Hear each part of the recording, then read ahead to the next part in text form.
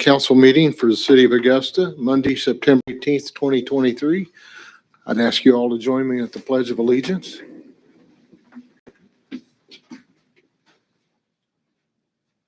Pledge allegiance to the flag of the United States of America and to the republic for which it stands, one nation, under God, indivisible, with liberty and justice for all.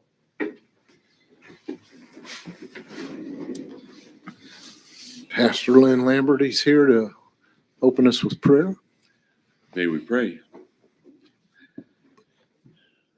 Gracious God, we thank you for being present here tonight in the midst of something that these days can feel pretty amazing.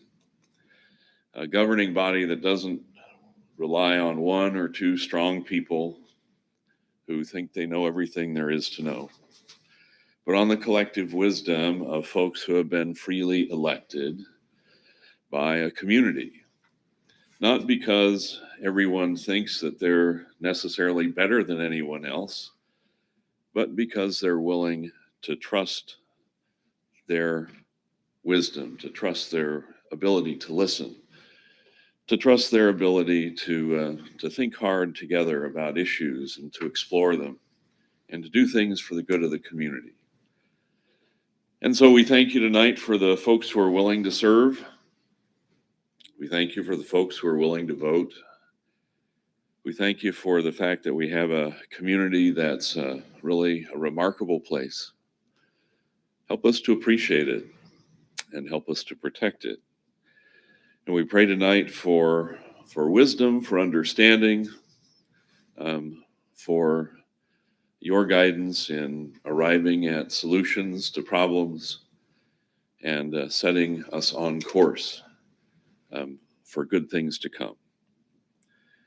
We thank you for the trust that people are willing to have for each other and for the vulnerability that takes, because it means that we still believe that together we're so much better than we are alone. Amen. Amen. Amen. Thank you, Pastor. With that, I want to remind our councilmen and visitors when you're called on to speak or when you're speaking to speak into the mic, and when you're up to the podium, you can adjust that mic to your heights. Let's go down and review our minutes from the last meeting.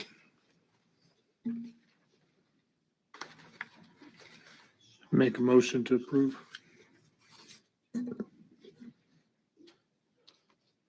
Second motion. Got a motion and a second to approve the minutes of the September 5th, 2023 City Council meeting. Any questions? All those in favor say aye. Aye. Any opposed? Motion carries. Let's move down to Appropriation Ordinance number 9, dated September 13th. Council.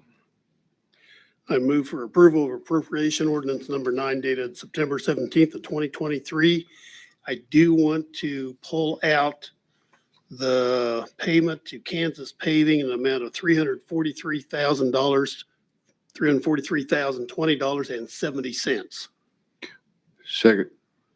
Got a motion and a second to approve appropriation ordinance with that one payment being pulled out. Any questions? Is that inclusive of the amount we pulled out last month also, or Same is that? amount.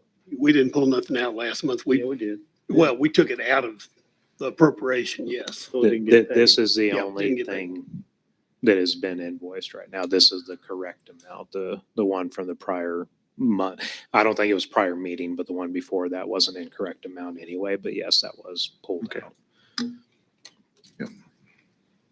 So all those in favor say aye. Aye. Any opposed? Motion carries. Okay, let's move down, and I have a proclamation to read about this being the week of we celebrate our Constitution. Whereas the Constitution of the United States of America, the guardian of our liberties, embodies the principles of a limited government in a republic dedicated to rule by law. And whereas September 17th, 2023 marks the 236th anniversary of the framing of the Constitution of the United States of America by the Constitutional Convention. And whereas it is fitting and proper to accord official recognition to this magnificent document and its memorable anniversary, and to the patriotic celebrations which will commemorate it. And whereas Public Law 915 guarantees the issuance of a proclamation each year by the President of the United States of America, designating September 17th through 23rd as a Constitution Week. So now, therefore, I, Mike Rawlings, by virtue of the authority vested in me as Mayor of City of Augusta, Kansas, do hereby proclaim the week of September 17th through 23rd as Constitution Week, and to ask our citizens to reaffirm the ideals of the framers of the Constitution that they had in 1787 by vigilantly protecting the freedoms guaranteed to us through this guardian of our liberties. And that's what I want to do, and thank you. So that moves us on to our visitor section. And our swimming pool manager, Amanda Johnston is here. And she's going to give us a recap on the season. Good evening. Good evening. So this summer was another successful year, and we had no injuries, so that's always a plus. For swimming lessons, we had around 320 kids enroll. For our water aerobics, we had about an average of 10 that came each day that we had it. For our dog swim, we had 37 dogs, so that was successful this year. I think our most successful we've had. And then we had 0 days of closing for chemical issues or mechanical issues. So hats off to our parks department for that. Frank and Stephen did an amazing job this summer. So for my guards, I did invite them to come with me tonight. However, I just have one. The rest of them are either they've left, a handful of them left, went on to college, or they're at a game tonight, or too embarrassed to come, I'm not for sure, to be recognized. But I did have 18 guards plus my one assistant. So that assisted in saves. And so for our saves, what that looks like is where they have to exit their chair and go in and save somebody that can no longer swim. They've reached an area where they cannot reach any longer, and they're bobbing up and down underneath the water needing assistance. So we had 26 saves total this summer by 18 guards plus one of my assistants. So if it's okay, can I go ahead and acknowledge their names? Okay. So for my first group, they each had one save each, and that is Austin Duncan, Charlie Slecklider, Finn Talent, Grace Casalima, Gunnar Carey, Jacob Dieter, Jenna Roberts, Madison Lewinstra, Reese Ratcliffe, Roxy Coakley, Ryan Meckel, and Riley Sanger. Riley did an assist this summer with a 15-year-old boy who was autistic, and he jumped off the diving board and could not swim. So she jumped in and she did that one all on her own. So that was probably the most traumatic save that I've seen, and she did an amazing job. The rest of my guards here did 2 saves, Brooke Robert, Jude Ritter, Madeline Natvig, Santana Lecklider, and then Eli King, who is here with me tonight. I also want to acknowledge Eli because he was my number one guard that took the most hours this summer. So anytime that anybody called in, he was the first to say, I'll take it. And he never called in himself. So thank you, Eli, for that. And then my other guard had 3 saves, and that is Brody Knipp. So, and then Becky Timberlake, my assistant, she had the one. She just happened to be passing by to go to the chemical room to put chemicals in, and a little boy jumped off the board who could not swim, or not off the board, excuse me, off the side of the wall in the deep end as he's walking past, and she was fully clothed and jumped in and got him. So, just thank you for all of their hard work. So, thank you so much. Amanda, Yes. how did we get along for our concessions this year? Sorry, I don't have that total with me That's tonight, okay. but we did great again. Good. We always end up with making way more than what we purchase. So it is a good thing that we have it. We have a lot of need for that. Good. So, Good. any other questions? Good. All right. Thank you so much. Thank you. Thank you.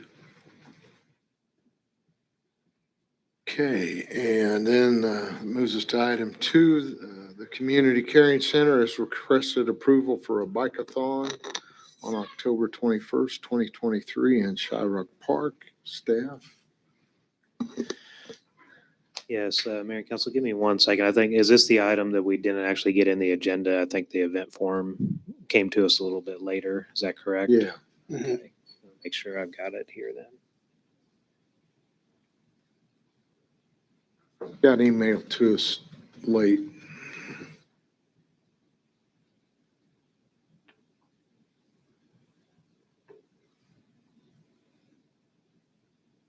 Yes, so this event is being put on by the Community Caring Center, and the basic concept of it is kind of a circular route around Shryock Park with some other activities filling in the intervening space.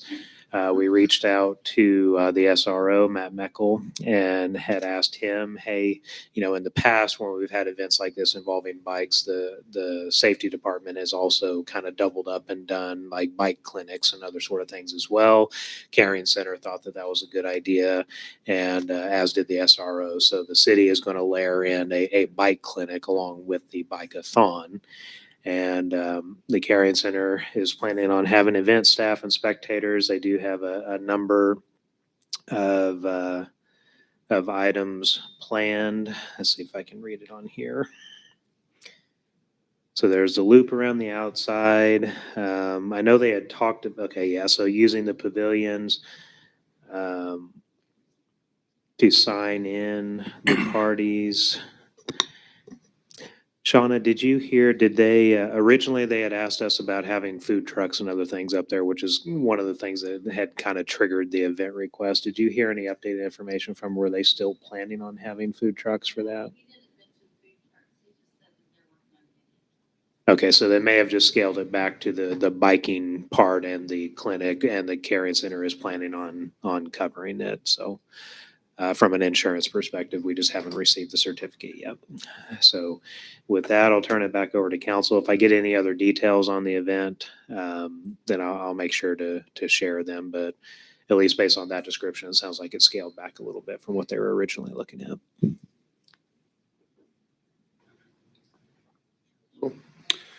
Move for the approval of the Augusta Community Caring Center request for a bike-a-thon on October 21, 2023 in Shyrock Park. Second. Got a motion and a second to approve this request. Any questions? All those in favor say aye. Aye. Any opposed? Motion carries. Item 3, the Farm Path Tour has requested approval for the Knockwood Knockout Disc Golf Tournament at Santa Fe Lake. Staff? Yes, Mayor and Council, the Farm Path Tour is the same group that put on the tournament in Garvin Park earlier this year in March. I think it was March. And we've been building a relationship with them. They have tour stops in like 35 to 40 different locations in Kansas, Oklahoma, Missouri, just around the region. And so activity in Augusta has been picking up, and so they had put this on their calendar a long time ago to try to hold the first actual tournament out at the new course at Santa Fe Lake. It's a lower tier tournament than the one in Garvin Park, so participation may or may not be as heavy. I think they're planning on having up to 90 players, but it's possible it may not attract the same level of attention as the one in Garvin. They'd indicated it's a chance just to run a tournament, see how the course functions from a tournament perspective, and also introduce it to players. So it's a C tier event, which is just a lower tier. Less money involved for the pros that are playing competitively, but mainly a chance to showcase the course. So they did have an insurance certificate last time. They need to get us an updated copy of that. But anytime they go through a PDGA certification, they're required to have insurance as a tournament director. City staff is not going to have much involvement in the event other than just the normal upkeep and maintenance we would do to keep the property looking nice ahead of time. So with that, I would turn it over to council for consideration, but staff would recommend moving forward with the event approval for the Knockwood Knockout. Josh, I didn't see any problem with it, but go back towards up. They didn't mark yes or no on any of those boxes, so I assume it's a no on all those boxes. The only thing I could think of would possibly be, I mean, it's in the park, so it uses the park or the trail, but it's using a disc golf course for disc golf. They do typically when they have events, what they will have is like a mobile trailer where they do their sign up, and they may be selling their disc there. So I'm going to say yes on that. Everything else is going to be a no, but they'll probably have a trailer selling their disc, and they'll be subject to the same requirements they were when they were here in town doing Okay. it. Do all the participants also pay the fee for the? In this case, honestly, a good number of them are probably going to have a membership to Santa Fe Lake already, not necessarily all of them. What we had talked about as a matter of like doing a showcase for our first tournament and actually seeing a tournament run was $5 per head for the city to collect. That's what we had talked to him about and kind of agreed to, just to give it a try and see how a tournament runs out. So that will include for the admission to the. So the $5 facility. just gets them to play the tournament. That doesn't give them access to other things. It's that part just covers the tournament fee. So that's actually a good question. So we had negotiated that with them. We had talked about it, and one of the things they had coached us on, because there was only really one other pay course in the region that had done something like this, and they had some stumbling blocks when they ran their first tournament for people that had already paid for memberships and stuff like that, trying to figure out how to set the rates. But we settled on $5 a head, not necessarily to set a precedent, but just to try it for one tournament and see how it goes. And then if all goes well, we'll learn our lessons and figure out how to structure that in the future.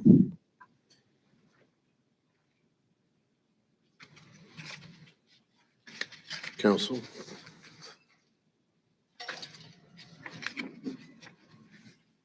Well, I'll make a motion to approve the event. Second motion. Got a motion and a second to approve this event. All those in favor say aye. Aye. Any opposed? Motion carries. Moves me down to if there are any visitors here that aren't here about something already on the agenda, this would be the time to come forward and speak. Okay, we'll move on down to our first item of business, to authorize publication of a notice of public hearing for 7 p.m. October 2nd, 2023, to discuss IRBs for housing rehabilitation at Country Club Tower. So, staff? Yes, Mayor and Council, this item tonight is a really simple item. It's just the actual scheduling of a hearing, but it's the hearing itself is the beginning of a process for consideration of an incentive tool known as industrial revenue bonds. And in this case, you have a private corporation that owns Country Club Towers and is interested in doing a redevelopment of that property to improve the condition as a senior residence facility. We do have a couple of representatives from Investment Resources Corporation here tonight. Rourke Gordon and Matt, I'm going to pronounce it wrong, Catanese. Did pretty well. Yep. And I asked them here tonight, before you move forward with any sort of elements of the project, just to describe the property and what their plans are for it.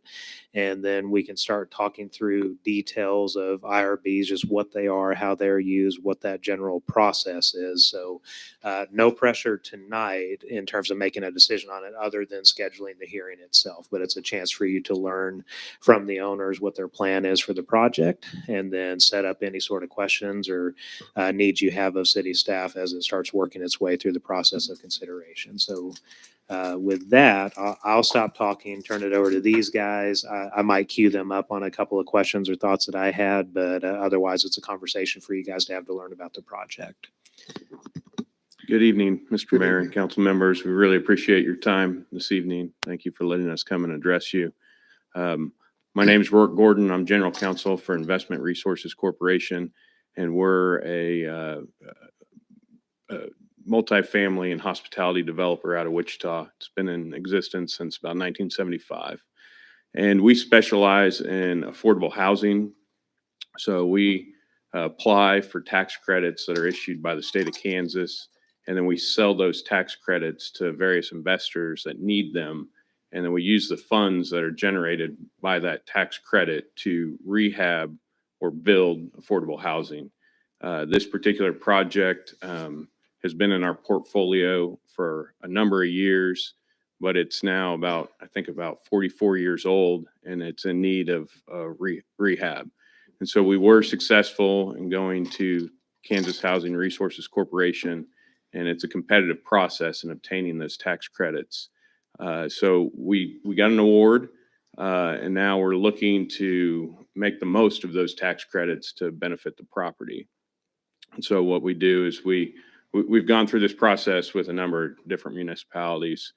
Just this last year, we went through the IRB and pilot process in El Dorado on Gordy Square and Heritage House, 2 senior affordable housing towers there. The year before, we did it with Commerce Gardens and Hutchinson. We've been through the IRB and pilot process probably about 20 times. And so this is Matt Catanese. He's vice president of our company, and he can kind of give you a little additional background as to what we plan to actually do at Country Club. Yeah. Thank you again for your time. I'm Matt Catanese from Wichita that works with Rourke over at Investment Resources. And I think he kind of covered, we've been in the affordable business for a number of years. This particular project we've owned since 2000, roughly. At that time when we got involved, there was some capital needs on the project that HUD was requiring that at the time the owners either weren't able to do or weren't willing to do. So HUD had kind of requested that we get involved in the property. They have a chiller and boiler system, which I don't know if everybody's familiar with that, but it's basically one system that supplies all of the heating and cooling for the building. It's wonderful in a large aircraft factory, but not necessarily as good in one of those particular applications. But it was very common that HUD allowed those back in the day. So we got involved in the project back then, fixed the chiller, put a new roof on the building, and did a couple of other repairs, and then I put money in the project over the years. But after, again, as Rourke mentioned, 40 some years of life, the project has gotten to the point where that boiler and chiller system is really beyond its last leg. We've basically spent every dollar that the property generates keeping that system going. And one of the major things we're doing with this rehab, and part of the reason that we had requested the funds, was in order to replace that system entirely with individual units that will go into each of the apartments.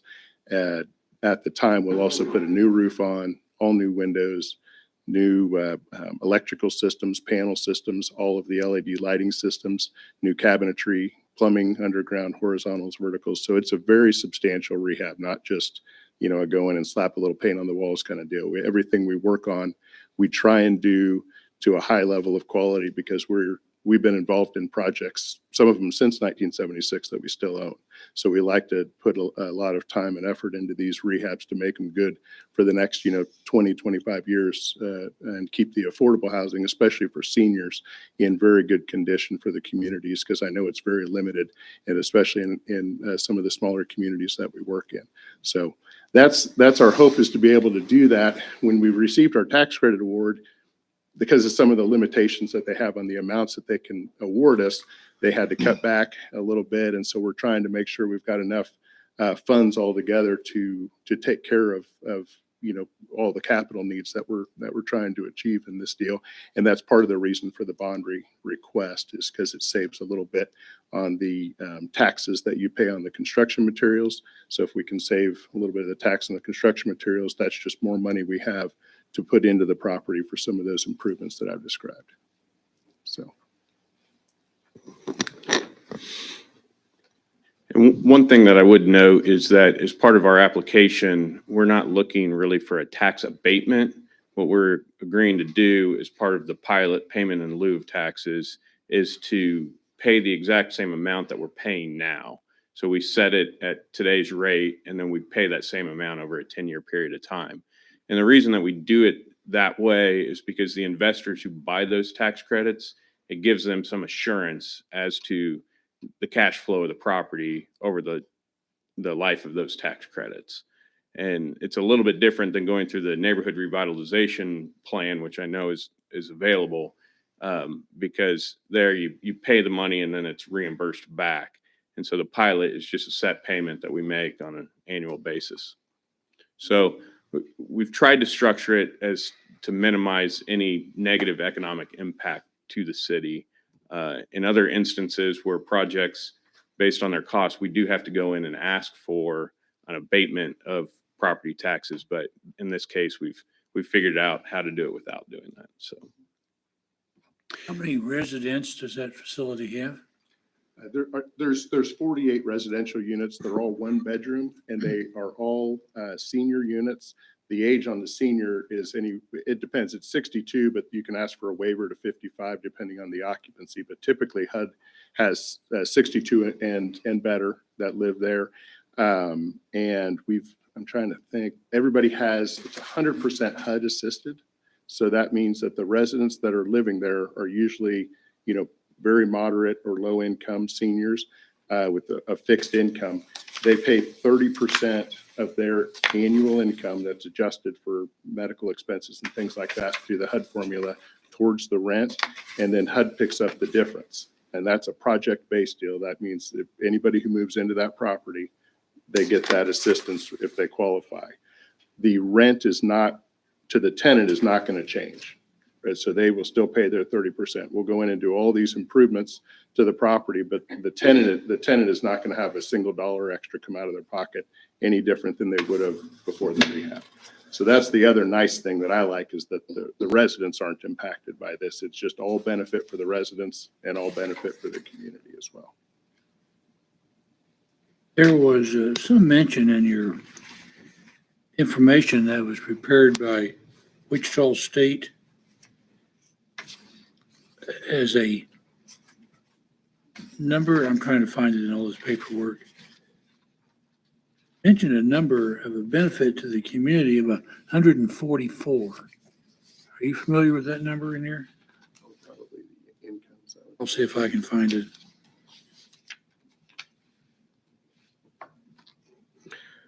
So as part of the statutory requirements for the issuance of bonds, the state of Kansas requires that you do a cost benefit analysis.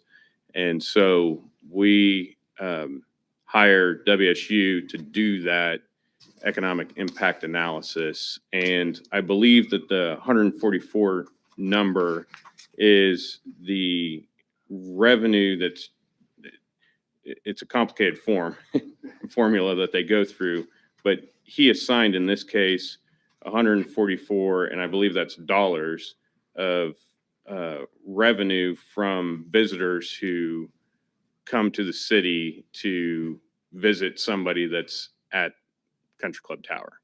So it's a nominal amount, but according to WSU's formula here, they've got to account for some. Yeah, there was some mention about for input into the city, and it mentioned the 144. I wasn't quite clear what that 144 number represented. It's supposed to be the dollars that would be spent by visitors. That's correct. Okay. And whether that be at a restaurant or a hotel stay or something like that. But Okay, thank you. that's what that number is. If down the road this gets approved, what are you looking for? A starting time and how long of a timeline to complete everything you're planning on doing? Okay, so our plan right now is to try, so basically we've met with our architect and the contractor. The architect is Crable Architecture out of Wichita. We've been working with Crable for 40 plus years, very familiar with the rehabs. And then Excel Construction is also out of Wichita. They do business for us and all the way up to Kansas City and have a good base of subs that we work with them as well on these rehab projects especially. Rehabs are a little bit tough because you're moving folks out of their unit and then doing those units and then moving folks back into the unit while you do the next section. So everything kind of goes in sections. All of the people's moving expenses are paid for. Third party handles everything, so it's all insured. So it takes a little bit more time, but our timeline would be basically starting, let's say, the very first quarter of this year, probably in January or February. I am anticipating that this will take a full 12 to 13 months just because of the moves in between there. There's also the elevator. This is a single elevator building, which is always a little scary when you have a 40-year-old elevator in a building with seniors and it hasn't, it needs work. So we're going to do the underground shaft as well as all of the major mechanicals on that elevator so that it is, fully up to date, just like a brand new one. And that usually takes about an extra 30 days of time to do that underground shaft. So that's why I'm assuming about a 13-month time frame, and it might spill over a little bit into a 14th month or so. But as soon as that's completed, then we usually will go back, have some pre-leasing activity, a couple of months beforehand, and then getting folks moved back in. So I anticipate we'll be fully leased up after renovations are completed within about 5 to 6 months. Now, you said 30 days on the elevator, right? Does that mean that the elevator will not be operable during that time period? Yep, it So is. how do you compensate for the people that need to use it? So basically what we do is we try and get everybody, you go through on those 48 units, we've stopped leasing over there. So you would figure, let's say that maybe 18 to 20 units will be vacant. We try and move folks, depending on their mobility, and move them down to lower levels and have them there.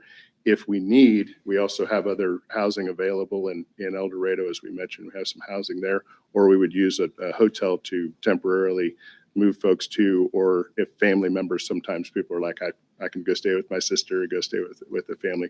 Typically, that's not necessary. Almost in all cases, we're able to locate people inside the building and get that done.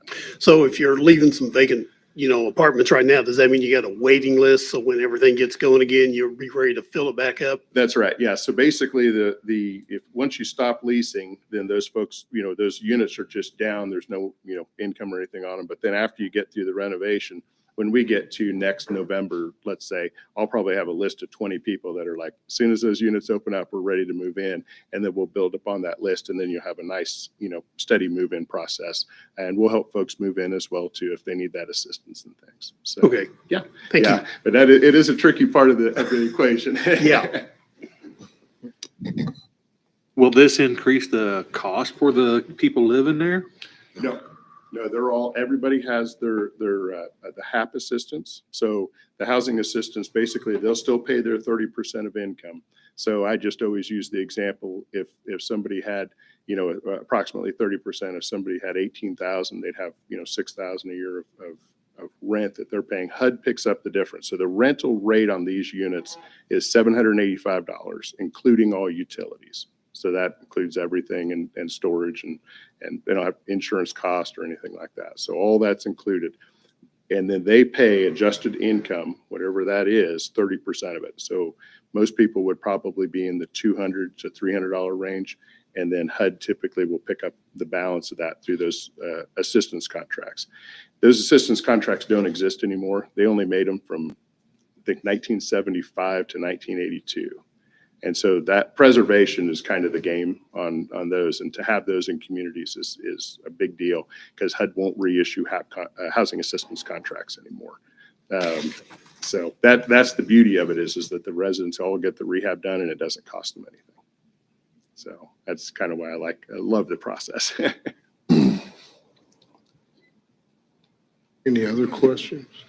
Now, Josh, if we decide to, keep on going. Do we need to make a motion tonight to set up the public hearing for the October 2nd meeting? Yeah, so that's the action item tonight, is just to authorize staff to publish the notice to schedule a hearing. But if I can just take a minute, I will, for everybody that hasn't gone through an IRB process, we'll just do like a brief explanation of what that is. Now, we will have our bond counsel, Kevin Cowan, available at the hearing, so he'll be able to give you the more detailed legal explanation. But essentially what you are doing with IRBs, if you choose to pass them, the city is largely just functioning as a conduit when you're issuing this tool. And you are essentially lending the capability to issue bonds to a private developer to do some project. And since you are lending your I guess your status as a tax exempt entity, that's what results in a tax, I guess, an exemption or a tax exemption. That's the first, a property tax exemption. That's a first part of IRB.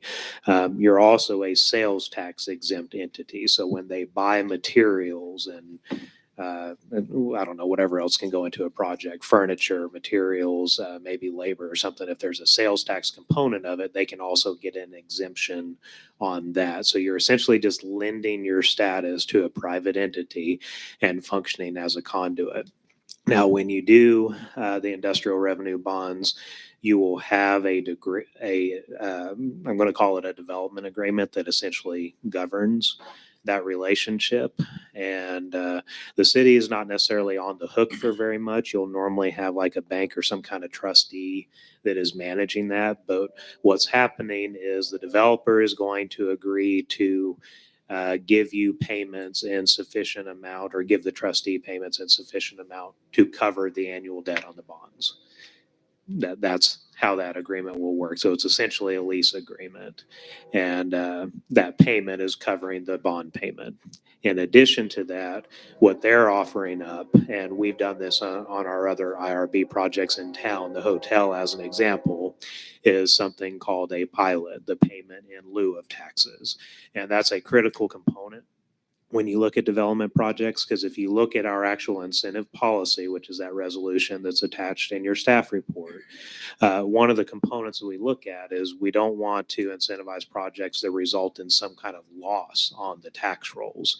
So the way that they're addressing that is signing on to a pilot that says, we will lock in our amount, so we will not pay you any less than what you're currently getting.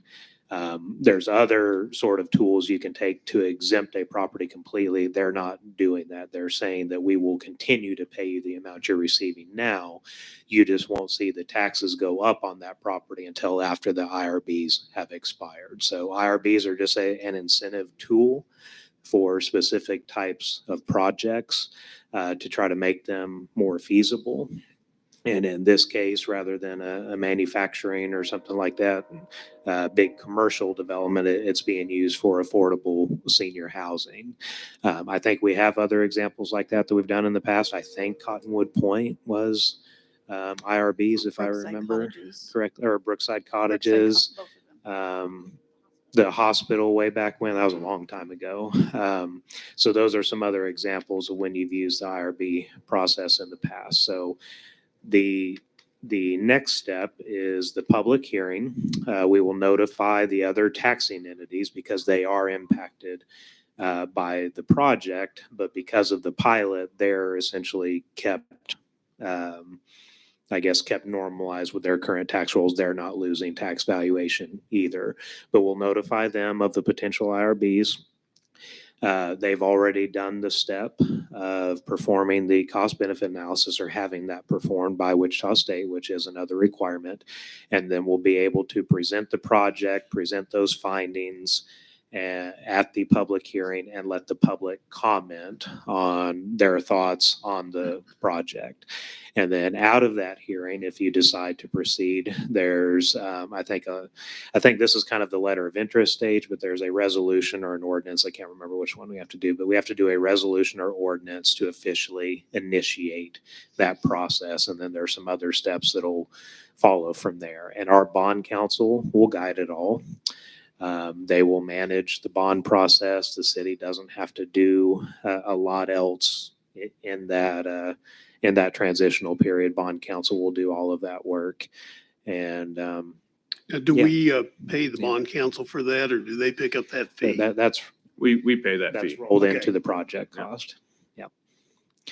So similar to what we would do on our own bonds, just again, you're lending your status to them and issuing bonds for private activity. And that's a tool that's available in the state of Kansas, and we've used it quite a bit on other projects. So yeah, that's the purpose of the public hearing that you're considering scheduling tonight. And we will have our bond counsel, Kevin Cowan, present to more specifically discuss those details. But I just wanted to do a quick overview of IRBs, what they are. We gave you a printout here that you can take home and just kind of prep yourself on any questions you may have in the coming weeks.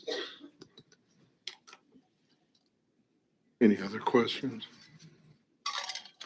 I move for authorizing publication of a notice of a public hearing for 7:00 PM, October 2nd, 2023, to review the cost-benefit analysis, receive comments from the public, take formal action on the application for industrial revenue bonds for Country Club Tower. Second. Got a motion and a second. Any other discussion? Just thought of a question. Yes.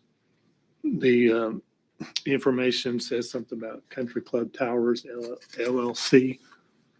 The business entity search that you provided in our information is for Investment Resources Corporation. I provided the entity search because that's normally something we've looked at in the past. Okay, so is Country Club LLC? Can you explain the ownership structure in the? Yeah, so Investment Resources Corporation is just our development entity. But for each project, we have a separate LLC that owns each one. And so the ownership of this project will be Country Club Tower LLC. And it's a registered entity with the state of Kansas. It'd be just like the breakdown you show us here of all the other cities that you have entities in. That's correct. Yep. Yeah, so what I printed was like the Kansas Secretary of State's business entity search, but I don't Yep. think I did the Country Club one. I was just showing them the Sure. status of your overarching umbrella. Okay. All those in favor say aye. Aye. Any opposed? Motion carries. Thank you, gentlemen. Thank you very much. Look forward to working with you. Yes, we do too. Thank you. I'll just say, I know I've worked with ASL Corporation Construction for years. They're a great contractor. They'll take good care of them. Good. Let's see, item number 2, ordinance. Do we need to take a break for anything, Josh? You can proceed. I'll take a Okay. break for a minute. Okay. There's a couple of us dealing with some medical issues, and if we take a break, it's because we just need to, okay? Ordinance number 2227, authorizing a conditional use permit for a homeschool learning center at 9010 Southwest River Valley Road. So staff? Yes, Mayor and Council, for this item, I'm going to turn it over to City Planner Rob Cooper. I'll just draw your attention. This is an ordinance for a CUP, so with it being an ordinance, it would be a roll call vote when you're ready to vote on it. So for presentation of the item, I'm going to turn it over to our City Planner. Thank you, Josh. Good evening, Mayor, Council. Consider approval of this ordinance number 2227 by granting a conditional use permit for the Homeschool Learning Center, which is located at 9010 Southwest River Valley Road, which is in our growth area as recommended by the Augusta Planning Commission. On July 25th of this year, Cassie Tinsman, who's here in the audience, applied for the conditional use permit, which would essentially allow her to open a homeschool learning center on this piece of ground, which is a little over 2 acres in size, has 2 main buildings on site. The intention is to make one building into a homeschool learning center and the second building into a toddler play cafe. The Planning Commission did hold a public hearing on August 28th The public hearing was noticed in the official City of Augusta website 20 days prior to the hearing. In addition, written notice was of the public hearing was mailed to all of the property owners that were located within 1,000 feet. And notices were sent to 5 adjacent property owners. No comments were received from any of the adjacent property owners or from the public. Staff did make a presentation to the Planning Commission and provided information in support of the request. The Planning Commission considered staff's recommendation and voted to recommend approval of the request to open this homeschool learning center at that location. There's additional detail I provide for you in the findings of fact or under the golden factors, which is part of your packet. I'm not going to go into each and every one of those unless you have specific questions for one of those. And like I said, Cassie is here in the audience and she'll be willing to answer any questions that council has.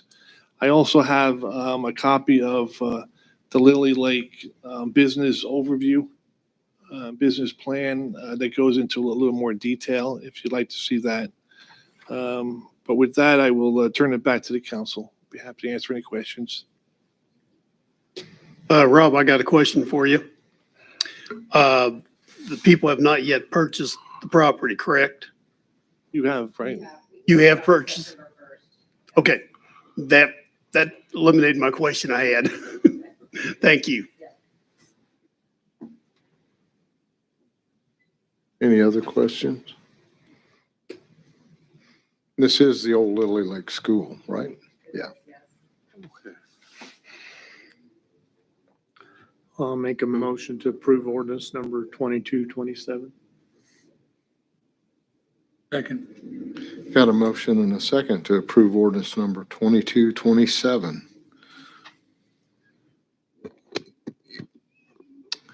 You may call the roll. Okay, Huddleston, Yes. Burke, Yes. Rivas, Yes. Bailey, Yes.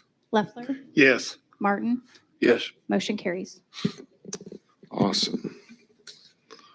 Good luck, Cassie. That was a long wait, wasn't it? Thank you. Thank you. Okay. Item number 3, our League of Kansas Municipalities voting delegate appointment. Staff. Yes, Mayor and Council, the staff report's pretty self-explanatory. The League of Kansas Municipalities, I believe during their annual conference, has a regular business meeting, and we are responsible for appointing a voting delegate on our behalf for anything that the league as an entity made up of a bunch of municipalities may be voting on. So with that, I believe that Councilman Huddleston was the only one that was signed up to go to that. And so he, in my mind, he's probably best suited to be our delegate if he's going to be present. I was going to suggest that maybe you name someone else. I would if I could. All right. See, Mike, that's what happens when you have early signups. Well, I enjoy going to the league meetings, but I don't enjoy the business meeting. It's hard to get people to go to those. Yeah. Now, when he comes back, Josh, do we expect a 30-minute report? Absolutely. Michael probably have to trim it down to get to 30 minutes. Well, we need a motion and a second. So moved. Second motion. Got a motion and a second to appoint Councilman Huddleston as a voting delegate to the League of Municipalities meeting. All those in favor say aye. Aye. Any opposed? Motion carries. Thank you, Mike, for representing us. You're welcome. With that,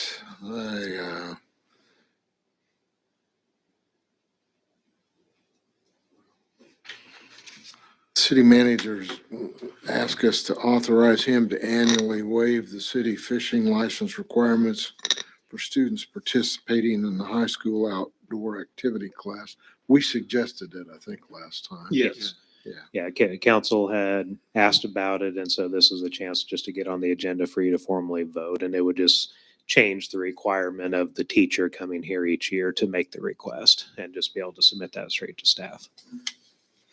I move to authorize City Manager Josh Shaw to annually waive city fishing license requirements for students participating in high school outdoor activity classes. Second. Got a motion and a second. Any questions? All those in favor say aye. Aye. Any opposed? Motion carries. Gosh, I guess I didn't make that incorrectly, did I? Because I said City Manager Josh Shaw. If for some reason Josh Shaw isn't here, should it just be City I Manager? just put city manager in there. Thank you for I knew what you meant. thank you for taking care of me, Erica. Mr. Martin, do you have anything to add tonight or question?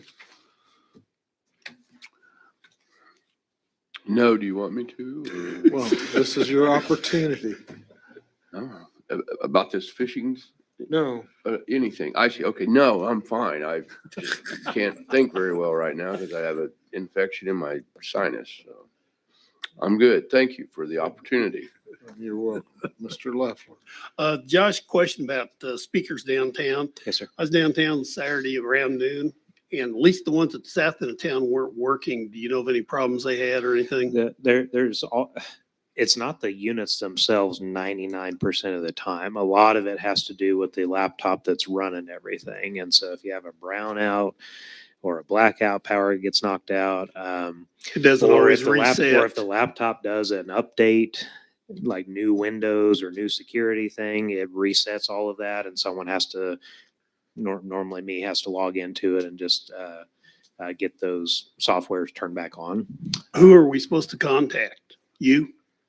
Yeah, so I'm the designee for the city, and then Andrew Ebert through Downtown Augusta Inc. So both of us have access, and I will try to check it every day during the week. I don't typically do that on the weekend, so a lot of times I think people reach out to him. But again, most of the time it's the laptop that's sending the signal out, did an update or had a power outage or something. We just have to make sure that the software is on the laptop again. And that laptop is sitting in the top of McCollum's building, so we Yep. remote into it and just make sure the stuff's on. I noticed when I came tonight, I could hear the speakers. Yeah, there is one unit. Council, do you have time? Would you actually like to see it? I've never shown you what it looked like before, but it's your system. So give me 1 second. I'll just show you real quick what it actually looks like.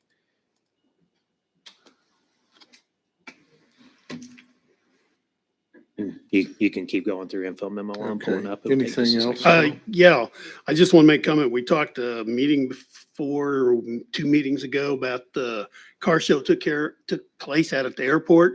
I talked to Ray. I wasn't able to go because I was out of town that weekend. Ray said it was a big success. He said that they registered 200 cars and more than 200 cars showed up. They had the food truck out there, had a good attendance and everything. They're already talking about next year. The only problem is next year might coincide with our runway changes taking place. So he said he doesn't know if it's going to take place next year, but he said it really went off good. Yeah, and I believe that they took quite a few videos that are on YouTube. So if you search the Keep It Clean show 2023, you can actually watch. They had some aerial footage of it. They show the whole thing. All right, so this right now, I'm actually logged into the computer in the top of McCollum's building. So there's 2 components to the downtown speaker system. There is cloud cover music, which is the subscription service. That's what allows you to play actual licensed music over the airwaves. Which we pay a fee for every month. Yes, and that's charged to CTB. So it's Right. charged to the transient guest tax as a tourism sort of thing. That's why it's charged to CTB. So there's a scheduler, but you have the ability to essentially designate the schedule when speakers will be on, to designate the channels that'll be playing. I didn't want to be the city's DJ, so I turned that over to DAI and said, you guys manage that component of it. So that's what cloud cover music is. And you do have a monthly fee that you see charged. And that shows up in the appropriation ordinance. And then the other component is the speaker units themselves. And this is all of those individual speaker units that are downtown. The master right here is the antenna that's sitting on top of McCollum's building. And then each one of these down below is one of the units downtown. And this column here is showing you the signal to that unit. And essentially what it is the master sends to one, and then each set has antennas on it, and they just repeat to one another, and they communicate that way. So all of our signals are good. So they're all running, but right now they're muted because the scheduler says they will only have volume during certain times. So you can tell them when they're going to be on. You can also control the volumes individually. So when business owner downtown has like a residential apartment up above their business and the tenant has complained about it, we're able to turn that individual speaker down without impacting the rest of the town. So Ron and I work with this quite a bit whenever he does DJing for the main events. We have a mobile master which replaces the main master. We plug it straight into a mixer, and then the DJ is able to control that system. So it's just a simple swap over. Honestly, other than just checking it regularly and make sure that laptop is staying on, it's functioned pretty well for us, and I think been a good addition to the downtown. But that's what it looks like. You can see there's the scheduler, all the times when the speakers are on. Here's the master map showing what unit's communicating to what other unit. And we also have remote support from Georgia. So if we ever have any outages or anything, we give him a call. He's able to remote in and help us correct it as well. Okay, thank you, Josh. Sir. One last question for Josh. I think, what is it, TMD, the contractor for Ideaca? We've been having a lot of our city lines, electrical, water, sewer being hit by Not them. strictly their problem. Okay. Yeah, we have a lot of underground infrastructure. Luckily, we know where it is some of the time. And sometimes we find old stuff that we didn't know was there. And there was, I think, one today we didn't know was there. There's other times where we may have missed a locate by 2 feet instead of the allowance. And so they dug where they were told, but then still hit something. So it's a little bit of all of the above, where we did have a contractor that in the first couple of days of the project that was working for them that had hit something, and we had some communications with them, and they ended up changing their contractor and brought that back in-house. But even so, they're finding underground stuff all over. Some of it we're not locating accurately. Some of it we don't know where it is. Some of it they just hit doing their best not to. And unfortunately, I think that's going to be the case all over the older part of town, especially, but like even in the newer section, we're still finding things. Do we have any idea how far along they've progressed so far in the We can city? give you an update. I can't tell you tonight, but I can talk with Tim and see if he can give you a summary. I was kind of curious how far they've utilities update. updated in the city, because I see now they're going outside the city limits. And I kind of thought, they would stay within the city and get us taken care of before they started, moving on up to Northridge and stuff. Yeah, I don't know how they're doing that part. That's also to pick their feet up. That's the To main pick their feed feet is up? going to be coming down from 254. Okay. Yeah, so I'll have Tim do a summary. So essentially what we're doing is they pull a permit that covers a particular section, because we have to send out locates. The gas company has to send out locates. So one of the things we talked about from a strategic conversation when we're all sitting in the room of, we've got to scale that in such a way where everybody can keep up. Because the last thing we want to do is go locate everything in the city and then all those locates go bad in a week. So we're permitting sections at a time. So we could give you a list of what sections have already been permitted and done, and kind of what's pending. We'll do that in our next utility memo. And they don't have nothing ready to service yet, anybody, right? I don't think so. No, because No, I don't think they're probably going to have that. They're for a not couple tied months. into their main Yeah, they got to get trunk to the yet. main tie. Yeah. There's something else that's over on like 12th and State area that's part of that tie-in as well. And I can't tell the difference between systems. They use a lot of acronyms that I don't recognize. But Mike's right. Yeah, they do part have to of it connect is to they- something where the originating signals come from. I had one contractor tell me that part of it comes from the AT&T office at 12th Estate, And then part of it comes from up by Towanda. So it's kind of a confusing thing from what I gather. I'm not sure they all know what's going on. Okay. Secondly, come 1st of January of 2024, there are some major changes taking place to the dig safe rules. Really? Yeah, so the contractor, we could get within 3 feet of a marked line, and if we hit it outside that 3-foot window, then it was that company's responsibility to fix their line. I think they're going to a 10-foot width. Wow. And it's going to mean a lot of hand digging and a lot of that where you use the water jet to bore. So it's going to increase the time and the expense to do all this. Yeah, I would anticipate a lot more lines getting hit. Yeah.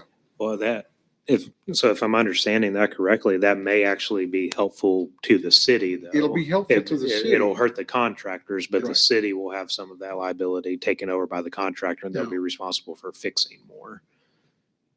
Yeah. So it's, anyway, I'm getting out of the Good. business. at Well, the thank right you, time. Mike and Josh both. Yeah. Mr. Bailey? Nothing. Okay. Mr. Rivas? Nothing this evening. Mr. Burt? Nothing, Mr. Mayor. Mr. Huddleston? I noticed over the weekend that the clock down at the roundabout doesn't work.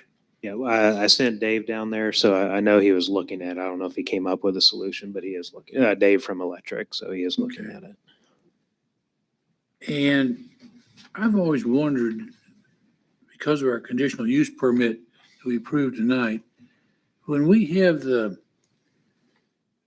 zoning control in the growth area,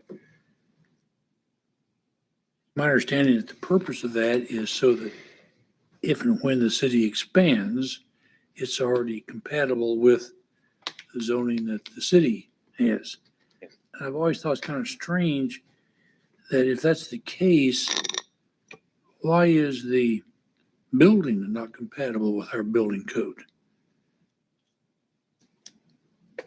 I don't know if I'm understanding. Well, they don't get permits from the city to build. That comes from the county. They just get Right. permits for the zoning. Yeah, so your Why does the county handle the building permits? all your zoning dictates is general land use. I know, but why do we only control the land use and not the building if it's to try to get compliance with what we have in the city? Well, the land use pattern, that's the comp plan. That's what the comp plan governs. It's land use. It doesn't govern the actual building permits that are issued. But if So we the were county going is to the issue. annex I property don't know how that's to, outside the city limits I understand the and we question. want it to I don't comply know with how our to zoning, why wouldn't we want it to comply with our building requirements I also? don't know how to explain it differently. That's just not how the ETJ works. And the ETJ is the extraterritorial jurisdiction. It is split up in the agreement where the city controls the land use zoning, but then the county is still the building permit issuer. I know how it's split up, but my question is why? I don't know how to answer that. Okay. Other than that's the agreement that we have. I don't know if there's other examples where that's not how it's structured. At least all the ones that I'm familiar with, the ETJ is strictly a land use agreement. I can try to do some research if something else exists. I'm just not familiar with it. Well, But I'm just- I can't tell I'm you just what following it that back would for be. the purpose that it even exists. Mhm. I would think that you would want to follow both rather than just one of them.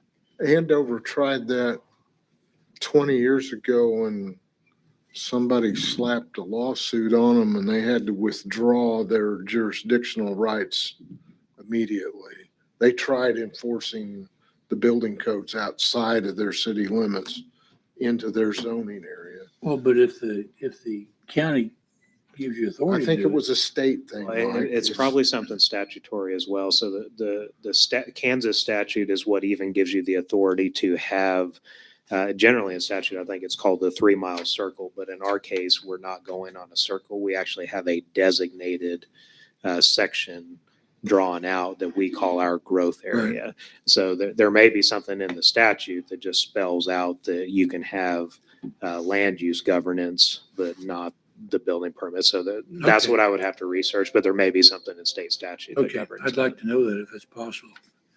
And did I see something in some memo here recently that when the railroad's through with their improvement on the line, it's going to increase traffic here 80 trains a day? I don't know what you're referring to, but that wouldn't surprise me. I don't know which part of the staff report you're referring to, but it wouldn't Well, surprise me. I don't know. We get so many memos and stuff coming out. Yeah, I've heard a number like that, but it's been a couple of years back when they were originally talking about it, but I think it's going to be quite substantial.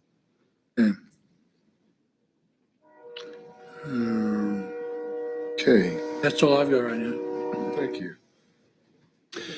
Staff recommends that the council go into executive session to discuss matters deemed privileged in attorney-client relationship. I move to go into executive session for 40 minutes to discuss issues related to the general liability of public officers and potential legal liability related to the performance of a contract pursuant to the consultation with an attorney for the public body or agency which would be deemed privileged in attorney-client relationship.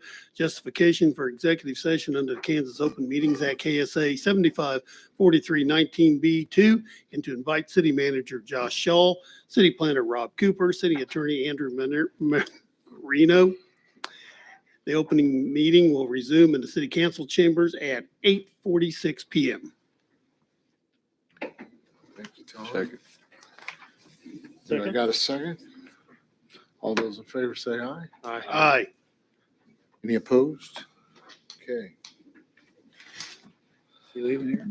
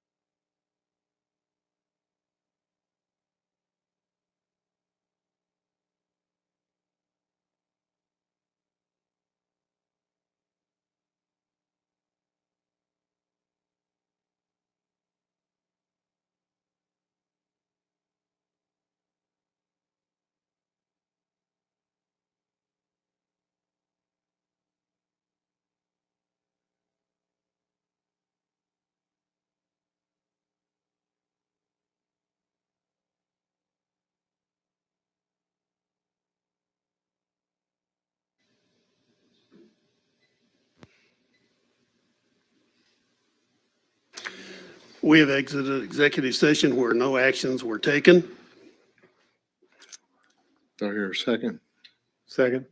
Got a motion and a second to come out of executive session where no action was taken.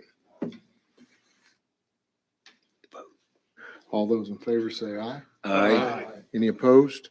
Motion carries. Staff recommends that the council go into executive session to discuss matters deemed privileged in attorney-client relationship.